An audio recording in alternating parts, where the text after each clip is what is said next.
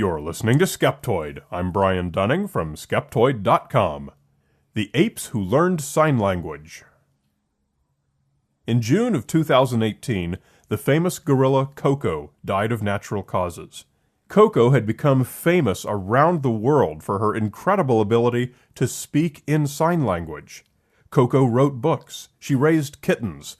Koko developed friendships with visiting celebrities. Koko would tell jokes and be silly.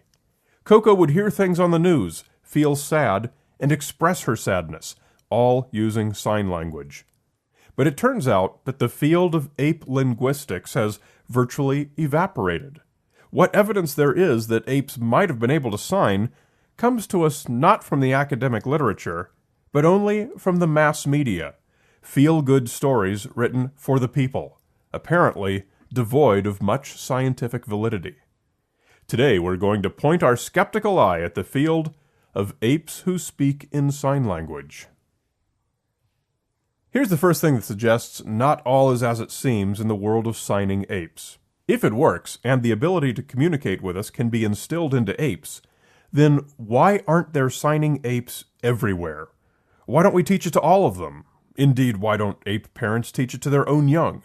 If apes had any meaningful ability to communicate at even a rudimentary level using sign language, you'd think many of those who interact with humans would do so.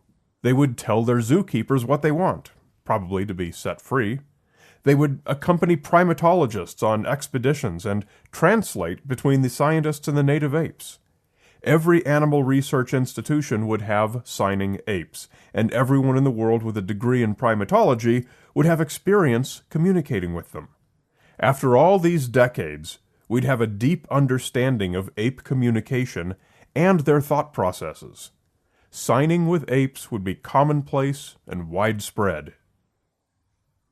But none of these things has happened. Not one of them.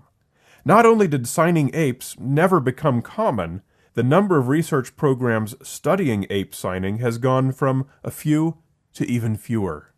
At its peak in the 1970s, the field of teaching apes to communicate with humans never had more active research programs than you could count on your fingers and toes.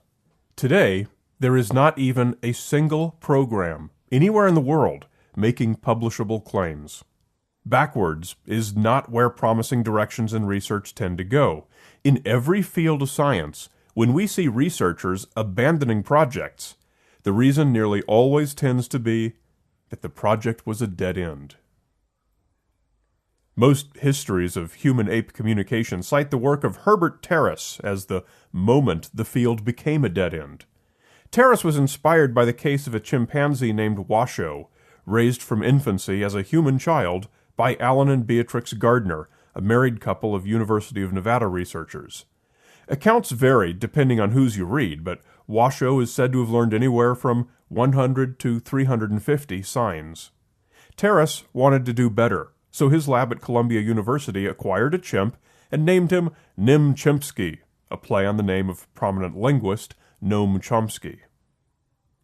For a decade, Terrace raised Nim like a human child in a home environment, though unlike the Gardners with Washoe, Nim was raised by multiple researchers in addition to Terrace. In 1979, Terrace and his associates published a seminal paper in the journal Science, which became the trigger point for the subsequent decades of controversy over whether apes can actually use language. Terrace's finding was that they could not. He concluded, "For the moment, our detailed investigation suggests that an ape's language learning is severely restricted. Apes can learn many isolated symbols, as can dogs, horses, and other non-human species, but they show no unequivocal evidence of mastering the conversational, semantic, or syntactic organization of language." The apes were using their symbol knowledge really only as a type of begging, when they wanted to play, eat, drink, or be tickled. Little different than a dog pushing its bowl over to you with its nose when it is hungry.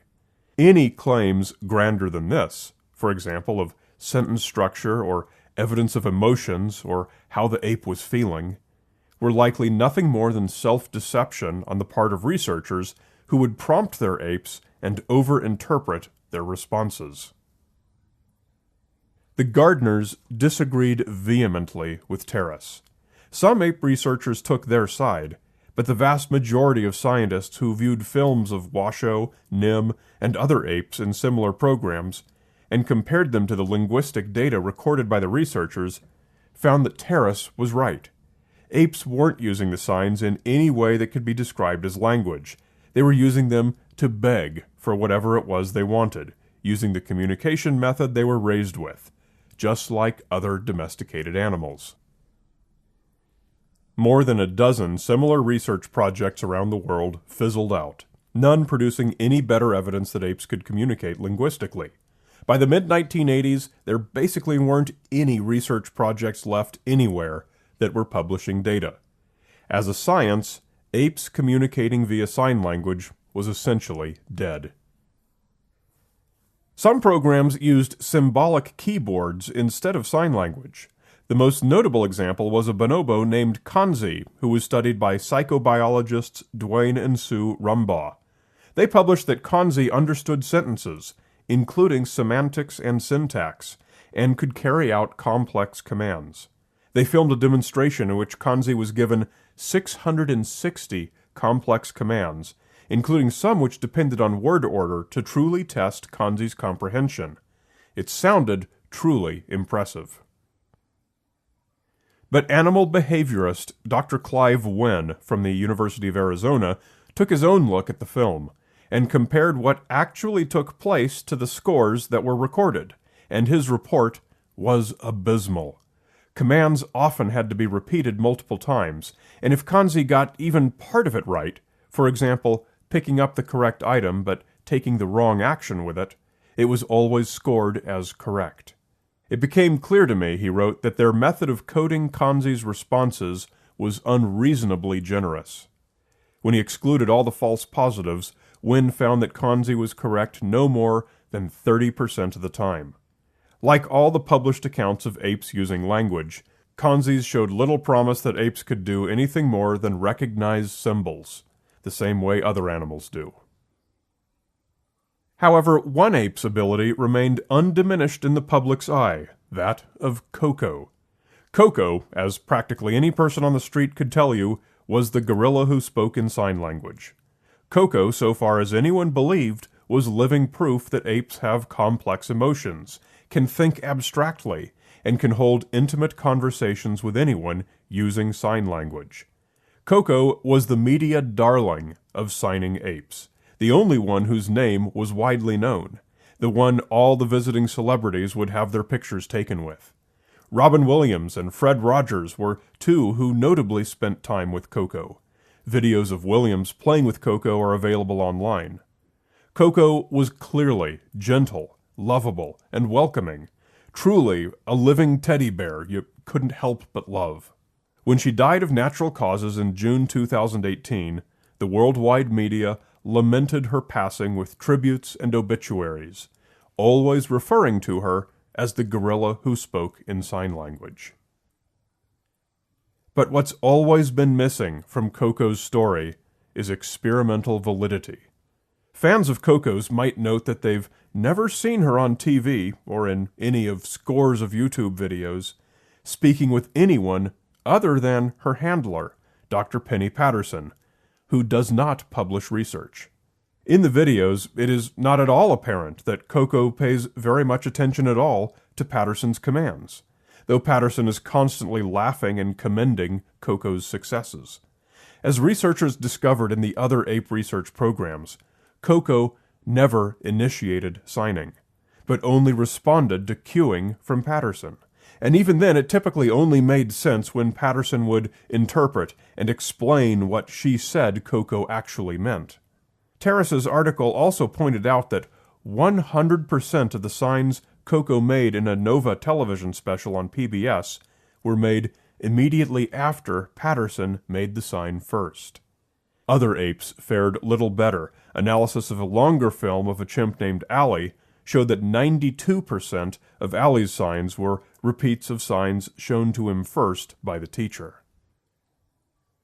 The most prominent example of Koko's language ability was in 1998, when she went live on an AOL chat with several thousand people.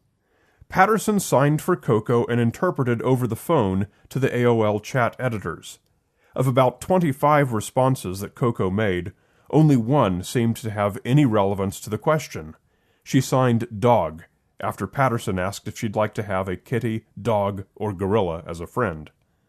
All the other answers made no sense at all, though in most cases Patterson provided an explanation, stating that it was what Koko meant. Several times Koko begged for candy or juice, though in none of those instances was it relevant to the question. Rather than being an impressive demonstration of interspecies communication, the AOL chat was a fairly stark example of unsuccessful attempts to cue and prompt the gorilla. The probable reason for the dramatic failure of the AOL chat was described in a major investigative article by two science writers for the San Francisco Examiner, Kay Davidson and Janet Hobson, titled Gorilla Business. They wrote, "The consensus of numerous animal researchers the reporters contacted for an assessment of Penny Patterson's work is that over-interpretation of data and subtle cueing of the animal still plague the efforts, and that the picture is clouded further by under-reporting in the scientific literature. These negatives offset much of the good accomplished by the greater sensitivity toward apes Patterson's publicity engenders." It is fair to point out that as disappointing as the published research has been, finding that apes' language abilities are severely limited, opposing claims made by many of the ape language researchers are just as passionate. It is easy to find articles and videos, usually in consumer publications, arguing that apes like Koko experience and express complex emotions and have thorough understanding of the sign language they engage in. By no means is the debate over ape language ability one-sided. However, the science of that ability, regrettably, is. When we take the example of an animal as human-like and genial as Koko, one who has been known around the world and loved by so many people, it's hard not to over-anthropomorphize them. We want to assign them human-like qualities, human-like abilities. We want to form organic bonds with them. We want Patterson's interpretation of random actions to mean that Koko is indeed communicating with us about something deeply moving. We want to see ourselves in these wonderful animals, and often we don't stop to think whether what the animals actually are, stripped of our imposed anthropomorphism, might itself be sufficiently wonderful. Don't forget, Skeptoid is available in book form for all your friends and relatives who don't understand what a podcast is. There are currently 5 books, each with 50 top episodes of the show adapted for print. You can find them all online at Amazon.com or Barnes & Noble. Just search for Skeptoid. Line your own shelves with a classy and colorful array of all 5, or give the gift that anyone can sit down and enjoy. No computery, handheldy thingamajig needed. You're listening to Skeptoid, a listener-supported program. I'm Brian Dunning from Skeptoid.com.